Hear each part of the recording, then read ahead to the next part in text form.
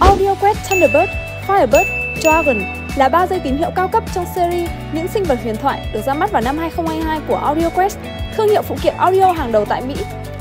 Sử dụng vật liệu dẫn điện chất lượng cao, ứng dụng công nghệ Geotech độc quyền giúp loại bỏ trường tĩnh điện giữa các dây dẫn, triệt tiêu nhiễu cao tần hiệu quả,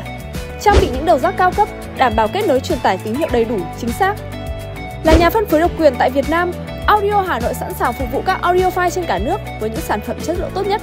Truy cập ngay audiohanoi25.com hoặc liên hệ hotline 098 554 7788 để nhận được nhiều ưu đãi hấp dẫn.